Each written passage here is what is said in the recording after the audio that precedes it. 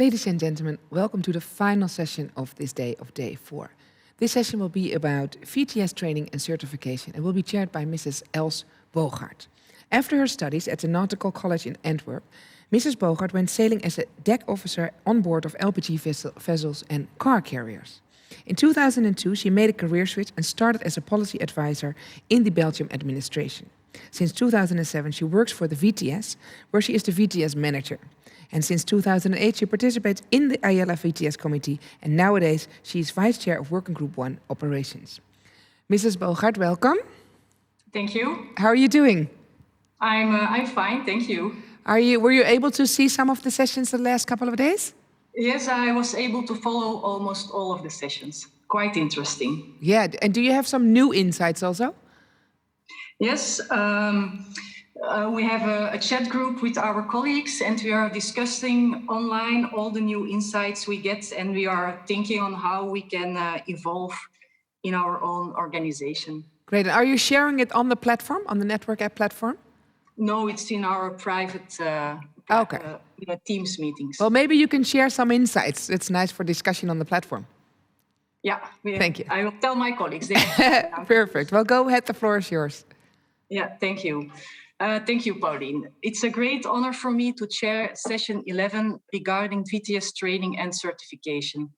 During the last 3 days, we've got a lot of information regarding the new technologies, managing risks, digital communication, and so on. And yesterday, during the last presentation of the day, Gillian touched the subject of the VTS operator himself. So in fact, the man or the woman behind the machine.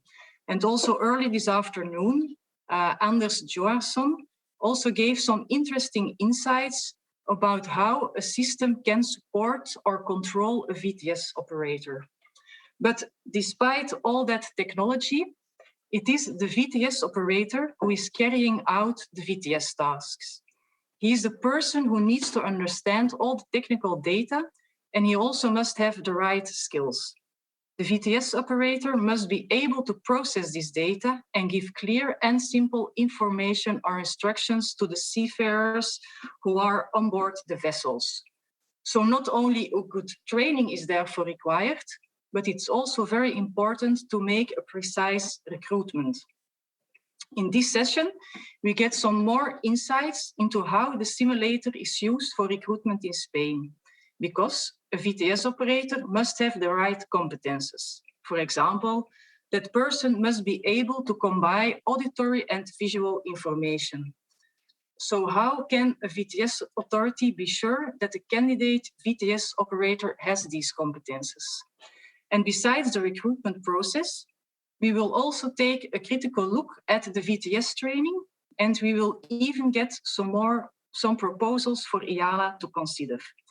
Our first speaker is Gillian Carson-Jackson. She gave yesterday the presentation, and now she will give us an overview of VTS training. She currently is the president of the Nautical Institute. Gillian commenced her career as a navigating officer with the Canadian Coast Guard, both afloat and ashore.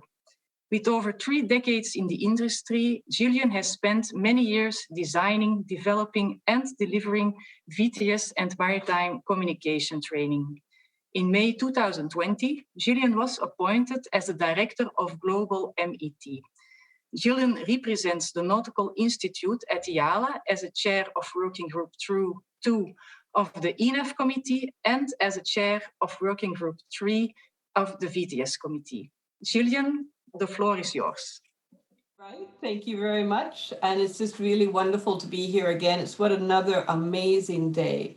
And it's been wonderful to see all these excellent presentations. And it's really great to see that interaction that's happening.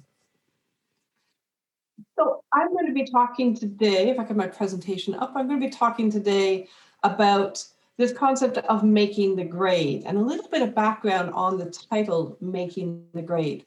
In English, when we say someone's making a grade, we mean that they've reached a stated standard to succeed in meeting a specified requirement. So for VTS training, this would be consistent, effective training that results in the delivery of consistent, effective VTS on a global basis. So with that in mind, And we'll go back to the chat box today as well. I have my chat box open. Can you put either yes or no in the chat box? Do you think VTS training is making the grade? So I'll give you just a few seconds. Just put a yes or a no in the chat box. Is VTS training making the grade? Now, while you're thinking about that and putting some thoughts into the chat box, I'm just going to give you a little bit of information about the Nautical Institute. So some of you may not have been at the presentation yesterday. So there's a bit of information about what the NI is. It is focused on professional development and training and accreditation. We have 7,000 members in 120 countries with over 70 branches. So when we're looking at the Nautical Institute, the relationship that we've had with VTS over the years has been pretty intense. And I'm going to give you a bit of a story about what the NI has been doing within VTS and why we are looking from a Nautical Institute point of view at these maritime professionals, both afloat and ashore. I'm getting some really great answers coming in, and it looks like it's almost pretty much uniform. Yes, well, that's fantastic. So it's really great to know that we seem to be hitting the right points when we're looking at VTS training and making the grade. In 2017, the Nautical Institute carried out a survey of its membership on the effectiveness of aids to navigation, including VTS. The results were presented at the IALA conference in Incheon, South Korea in 2018. And they highlighted some concern regarding the standardization of training of VTS personnel, and maybe a little bit of concern about making that grade. In Q2 of 2019, the Nautical Institute implemented an audit process to assist competent authorities in the accreditation of VTS training facilities and to approve courses. Then COVID hit, and just as we were about to start our first accreditation, all travel was stopped. So rather than presenting the results of our first audits, I am taking a critical look at VTS training with a view astern, taking stock of where we are now and looking to the future. So let's take a look at the view astern. A couple of quotes that we have from here. Back in 2000, Bill O'Neill, the Secretary General of the IMO, spoke to the 9th IALA Symposium, and he highlighted this question of the positive control of VTS still lurking in the shadows. In 2004, I wrote an article for Port Technology International looking at the future of VTS, or VTS of the future. And I highlighted the need for common procedures, sharing of information, and standardization. We've moved forward to 2011. In the obligations for work at the World Maritime University on a course, we see this quote that indicates that regulating main VTS functions in a harmonized way around the world is seen by shipboard officers as necessary towards mitigating maritime accidents in ports and approaches. Then we take a look at 2012, where Terry Hughes, probably somebody who many of us remember very well, and he wrote an article for Port Technology International where he was focusing on the training and saying surely that the VTS operator competence, which must in time become mandatory. And is it time? Then finally, looking at the results of that survey that we did in 2017, that David Petreko presented to the symposium. And the results of that survey from the mariners who are using VTS, it identified that 40% of mariners claimed that they were not confident in the services being provided. Now, this raised a few questions at the Nautical Institute, especially since we've been involved in the work of the IALA and the work of VTS training for many years. These quotes provide 2 decades worth of critical thinking on VTS. The role of VTS to support safe, efficient, pollution-free transits, and that link between ship and shore. But to realize the scope of the work on VTS training, we need to look back a bit further and back to where you are in Rotterdam, in We go back in 1996 to the VTS Symposium in Rotterdam. Now I've got a question for you again. Was anyone else here at the VTS Symposium in Rotterdam in 1996? Just type yes in the chat box if you were. And if you were, I'd also love to catch up with you. If you were there, you may have seen a younger, rather pregnant version of me on the stage presenting praxis or paralysis. We were presenting on the concept of teaching critical thinking of VTS to VTSOs using the then very new concept of simulation training designed specifically for VTS. And so I'm really looking forward to the next presentation as well on simulation training. So if anybody happened to be at the VTS Symposium in 1996, I'd really love to catch up with you. Very good, Peter. I'll have to catch up with you. It is interesting to note that in 1996, the work of many years was coming together, very similar to what we're seeing here now. What we know now of as A5720 had been developed over a number of years, and it was about to be adopted at the 20th Assembly of the IMO in 1997. The draft resolution now included an annex that highlighted the importance of training. In addition, the STCW 1978 had been amended just the year before in 1995. It now included a resolution 10, concerning the training of maritime pilots, vessel traffic personnel, and maritime personnel. So things were starting to come together. The conclusions of that symposium really highlighted this link between ship and shore, between the VTS operators and the ship's crew. And I must have been pretty well caught up, I guess, in the energy of the event, because I took the floor at the closing plenary and I proposed to IALA that they develop training standards for VTS personnel, building on the model of the STCW at the time. And as we all know, it was a challenge that IALA took on. So that was 1996. What's happened in 25 years? While following the symposium, IALA set up an ad hoc group on training and certification standards. This was devoted to the development of the recommendation and the model courses, what we came to know as V103. And the Nautical Institute was there from the very start. Jeffrey Eads was the chair of the ad hoc group, and IALA provided a dedicated secretary with Peter Kent. I was honored to participate in that group from the beginning. I chaired one of the groups on competence, while Terry Hughes chaired the other group developing the core standard. A few years later, that ad hoc group was then absorbed into the VTS committee, and it formed the Working Group 3.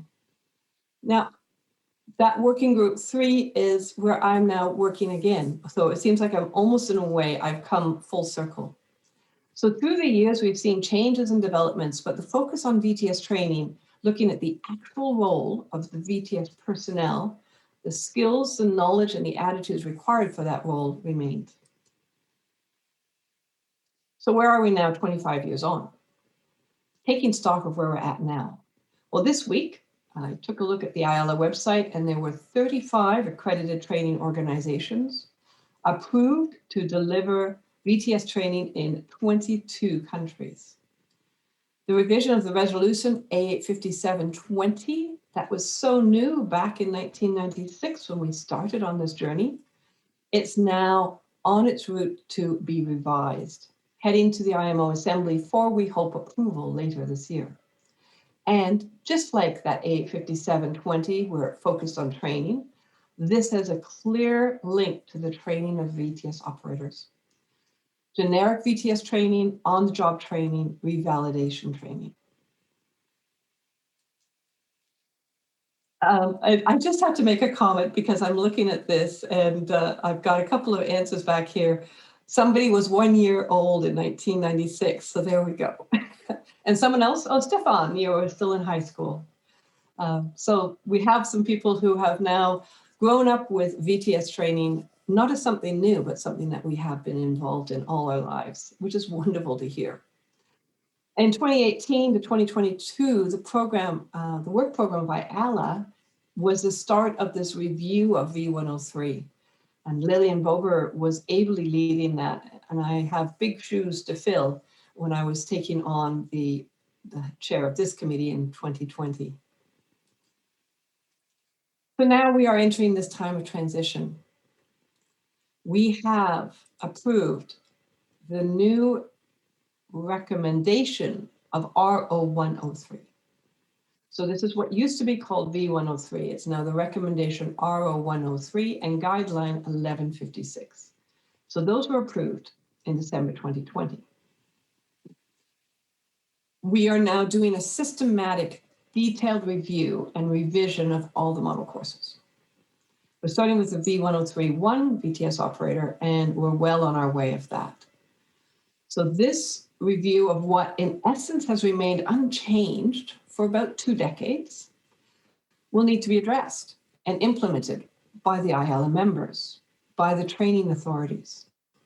This will take some time and effort, but it really is required that we do this for VTS to make the grade, VTS training to make the grade. So this leads me to my first proposal.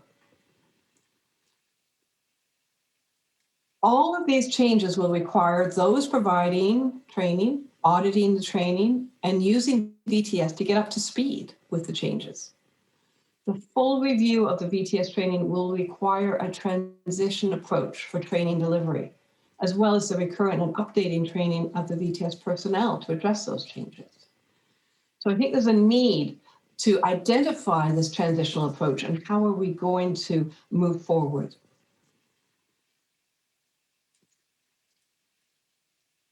We know, and indeed it was highlighted at the IALA VTS Symposium all those years ago, that well-trained VTS operators may have a positive effect on the quality of participation by ships in VTS operations.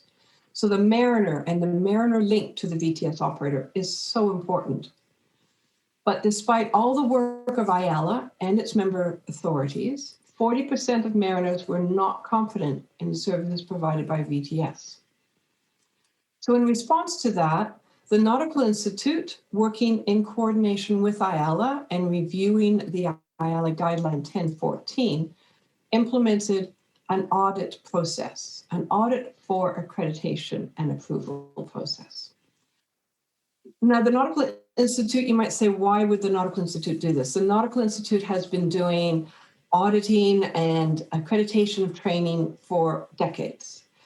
Dynamic positioning, oil spill response, ice navigation, looking at how to ensure that those who are doing the operations, the practitioners, are meeting that grade. They're making that grade of that standard that is set by the industry. So we implemented this process, and as I said at the beginning, just as we were about to do our first audit, we were all put into lockdown.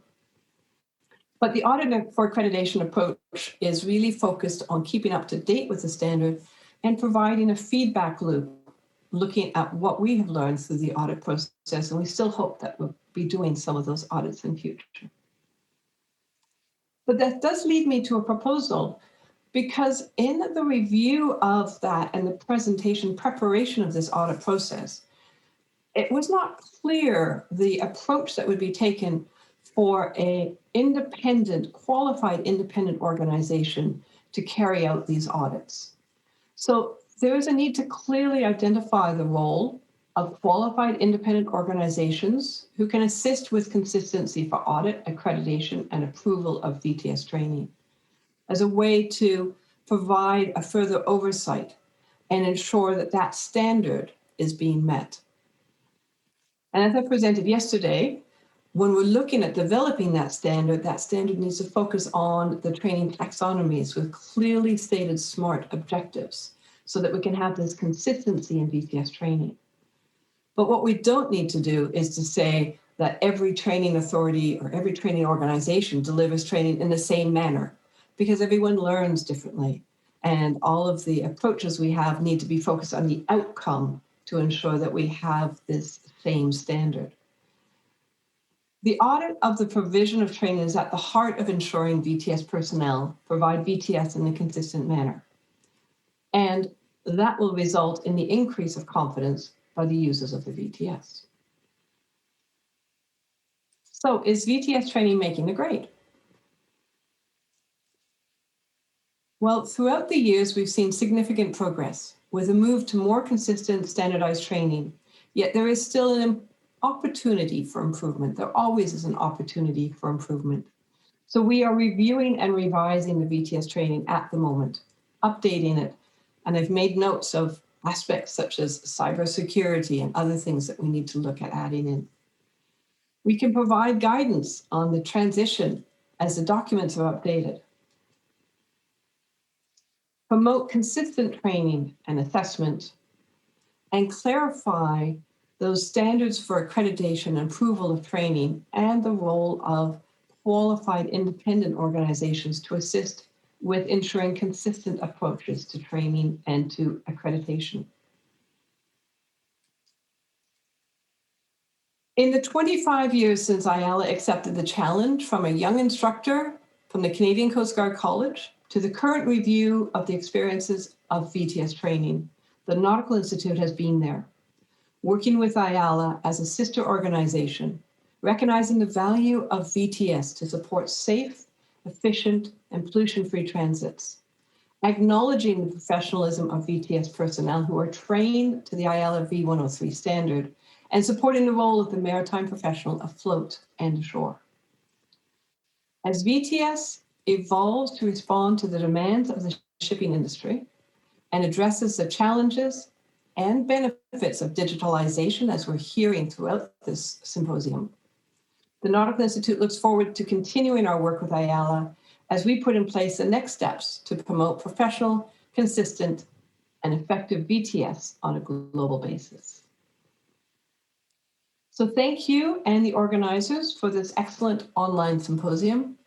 I look forward to the remaining sessions and to interacting with you all on using this great platform. And each of those who have said that they were at that symposium in 1996, I'd love to see you comment and have a quick chat with you to remember our experiences over the years working to promote consistent VTS training. So please keep safe, and I look forward to seeing you again one day in person. Although somebody just told me that in Australia, we may not be allowed to travel at least until 2023. So yeah. Thank you very much. Thank you for being with us today again. And of course, you have to be there tomorrow by the closing session.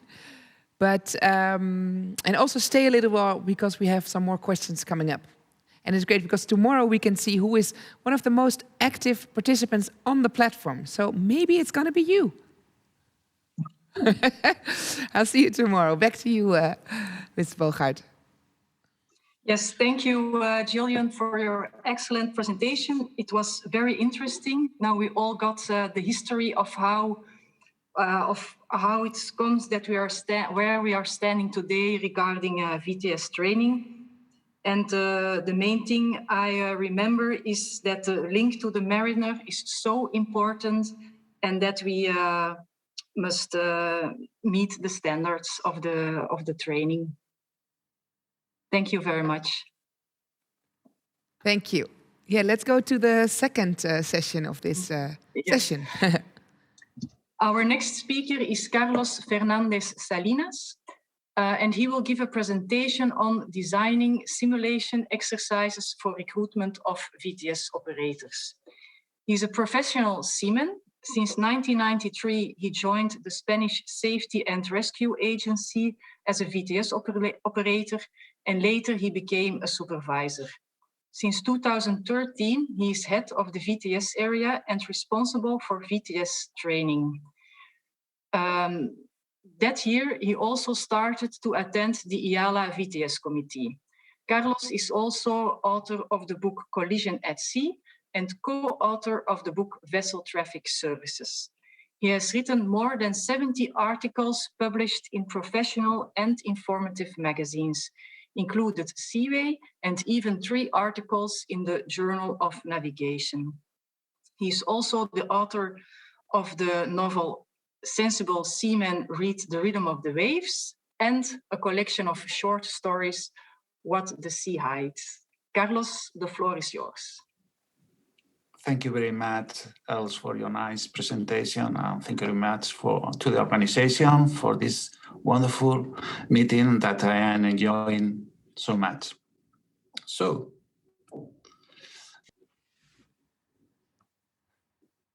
well, thank you so much again. If you ask a person how to solve this simple integral, maybe her answer will be, oh, sorry, but I don't remember how to do it. It's a long time since I have learned to solve them in high school. But if you ask the same people, do you remember when you kissed for first time to another boy or to another girl? They immediately remember. They say, yes, of course. Scientifically, it's proof that we have two different brains. In fact, we have three, but let's focus on these two different brains. One brain, who is the emotional one in charge of emotion, and the other brain in charge of rational thinking. It is proved too that emotions produce an anchorage effect in our minds, as we saw in the previously example. It has been proved too that emotional brain consumes much less energy than the rational one. That's the reason of the political slogans. Politicians know that we prefer spending the evening watching Netflix and reading Schopenhauer. So they send to us very easy message trying to awake our emotion. Just both us, it's not necessary to think about it, and that is sorry for choosing an example of a politician that doesn't belong to my country, but I promise that here at Spain we have hundreds of hilarious political slogans, but they are written in Spanish, so maybe you don't understand them. What is proof is that there is not human reaction with the previous emotion that provoke it. That means, talking about BTS operator. A BTS operator just have the traffic image, projected traffic image of the present to the near future in order to discover if something is going to be wrong. In that case, if he receives a stimulus, he reacts in consequence. So, if we want to select the best BTS operators, we must dive in their brain, because everything is happening in this brain. And the problem is that the most impenetrable structure in the world is the human brain. And it's a very easy proof. We will never know what is real thinking the person who is sitting next to us. So, some years ago, I'm talking about 3-4 years, we here realized that we are choosing some candidates that later on in the BTS centers, they don't fulfill all the expectations. It was just a few cases, it's true, not too much, but we start to thinking what is happening in real. Our requirement process is it's both combination of theoretical and practical exams. It's very important to underline that in Spain, a BTS operators must deal with any kind of incident in the BTS area. I mean, not only traffic management, I mean search and rescue, or even an incident pollution. Everything except military incident. So for that reason, at Spain, BTS operator, they need to have a nautical background. And they have to pass some exams. For example, the theoretical exams, we are talking about national and international safety regulations, as SOLAS, as EMSAR, as MARPOL, as, for example, IALA documents like 1089 guideline and the guideline 1132 about BTS and VHF communication. So this, they have the psychotechnic tests, and they have an interview with a psychologist, and both exams in English, writing and oral. The problem was that maybe the recruitment process is fine for a lot of years, but now some candidates are changed. And it's natural because you can see the perspective of life of a millennium is completely different to a person like me, a baby boomer of the 60s. When I was a student, the information was scanty, just a little, and was really expensive. And now you have all the information at your disposal, and it's almost free. So the perception of life of a new candidate should be very different of the older ones. But we really believe that the personal attribute that the BTS operator needs are still valid. I am talking about, for example, distinguishing among relevant and irrelevant information. For example, talking about combining auditory and visual information. For example, priority science, for example, showing initiative, that means being proactive or working under stress conditions. So for that reason, we decided, well, let's add to our recruitment process, let's add just a new proof, a new test. And this is a simulation, an individual simulation carried out in Jovellanos Center. You can see here the simulator is 3 BTS operator positions and some debriefing facilities. This is the candidate position. It's very important that this photograph was taken 2 years ago before the coronavirus crisis. As you can see, the candidate have a BTS equipment, a standard VHF marine radio, and a telephone. Because you know, in a BTS, you do a lot of work by telephone, not only by VHF. This is the position where the candidate is observed by assessors. You can see there the soundproof glass.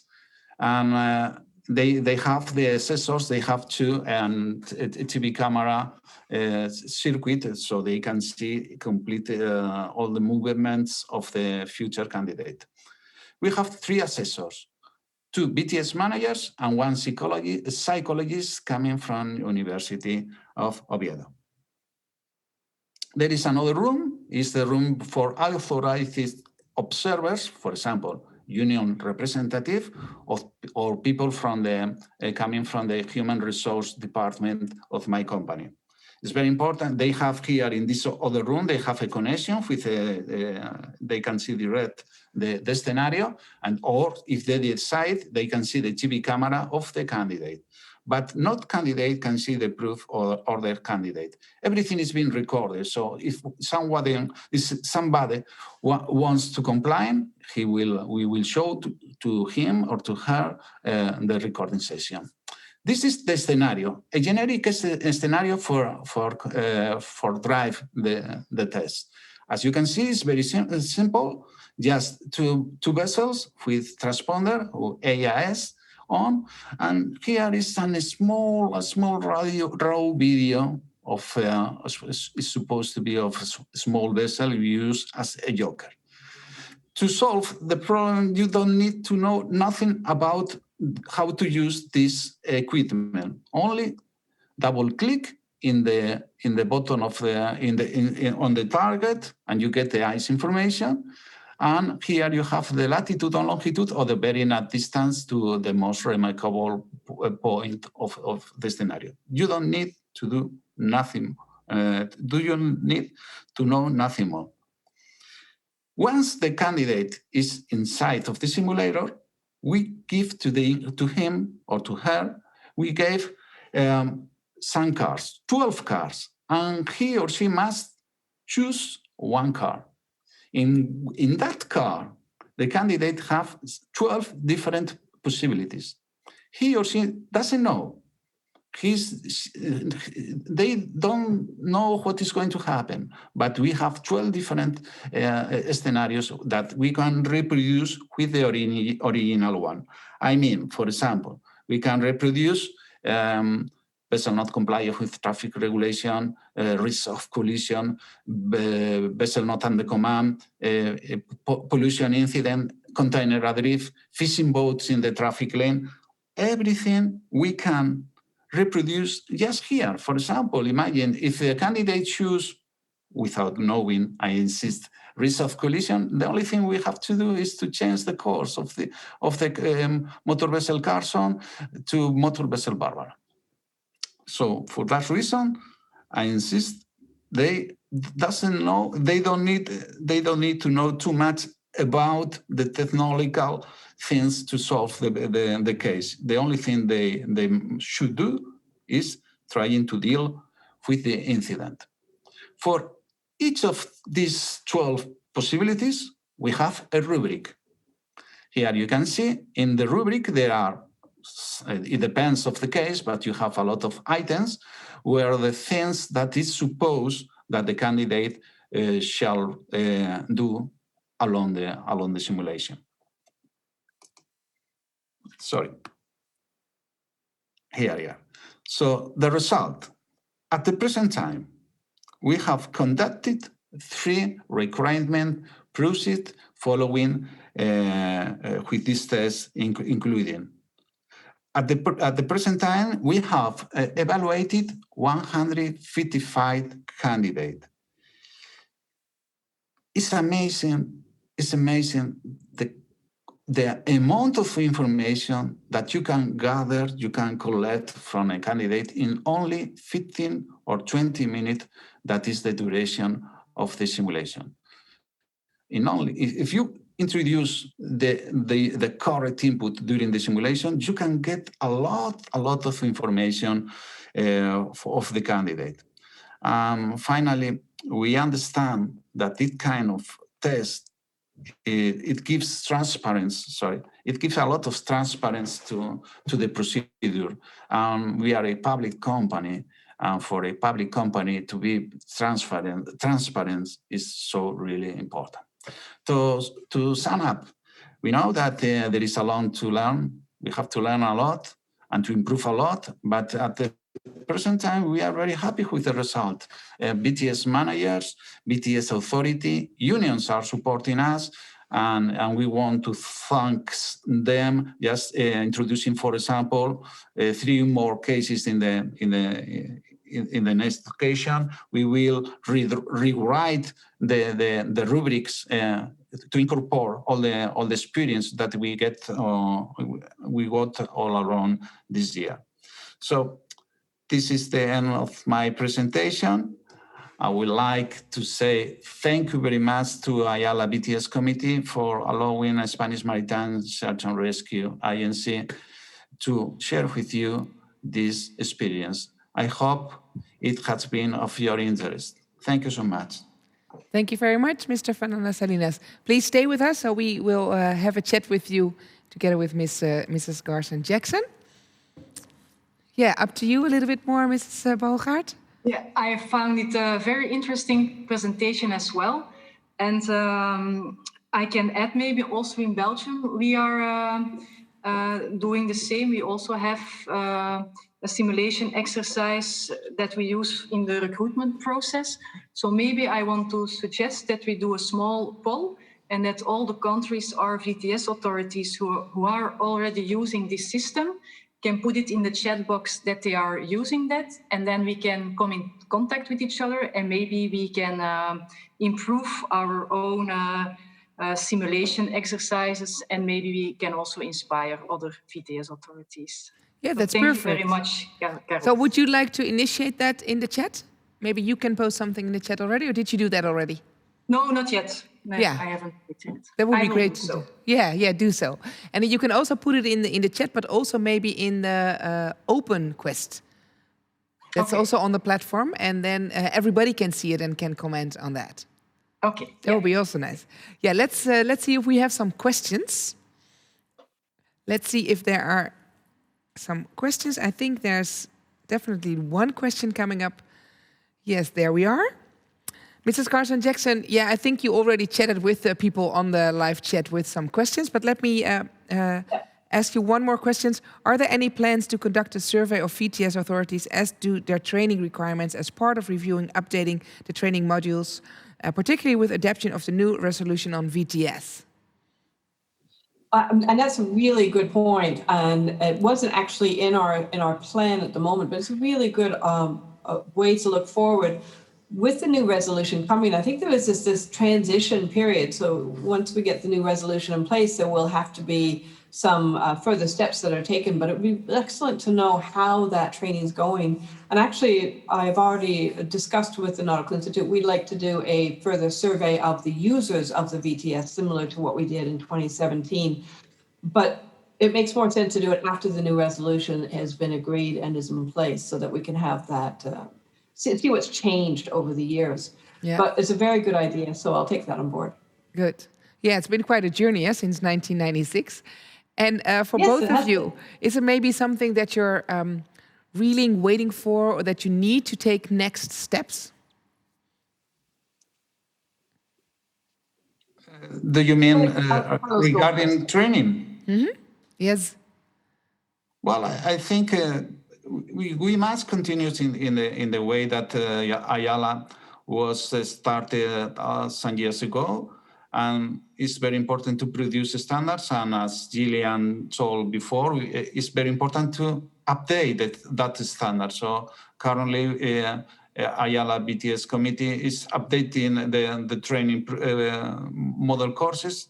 It has been started, the model course /1, 103/1.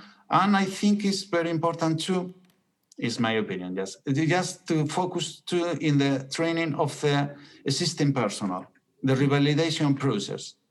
Because we are starting now at Spain, and we noticed that it has been a lot of time for some people that have passed the first training a lot of years ago, and they need to update all the knowledge and skill. I think that's my point. But I think also in this new digital world, that there are so many opportunities to upgrade, to standardize, and to get so many people involved. And Yes, there's some. Sorry. Yeah, go ahead, Mrs. Carson sorry. Jackson. I was just going to just build on what Carlos has said. Is there's some really great opportunities now. Came out in the chat as well about doing some online training or e-learning, some self-monitoring. I've been working and looking into the concept of micro-learning, for example, ways that people can keep up to date and keep up on the standard. But it's going to be a very interesting time. We're in a real state of flux now with the new resolution, the changes to RO 103, the new G1156. So we've got a lot of changes that are happening right now. So it's going to be very interesting next couple of years, I think. Yeah, nice. Dynamic world we're living in. Is there anything that you would like to add? Because otherwise I would like to wrap up this conversation. But it's up to you. Thank you very much. Thank you for being with us. And of course, I will thank the chair. Thank you, Mrs. Bogart, for being with us. Thank you, Pauline. And hope you have a wonderful afternoon. And we'll see you back tomorrow. Yes, absolutely. All of you. Good. Thank you very much for watching this session at day 4. And like I said, tomorrow is the final day. It's day 5 of IALA 2021. And of course, we will start at the same time. It's 11 UTC time, so make sure you're there because it's going to be an exciting day. We start with a theme session number 12, like we promised, 12 sessions. It's about math challenges. And afterward, we'll have a closing ceremony. And of course, we will have great guests as well in the studio as online. So make sure that you stay active on the platform, but also get some rest because you have to be ready for tomorrow for the final day. Have a wonderful day, morning, or evening.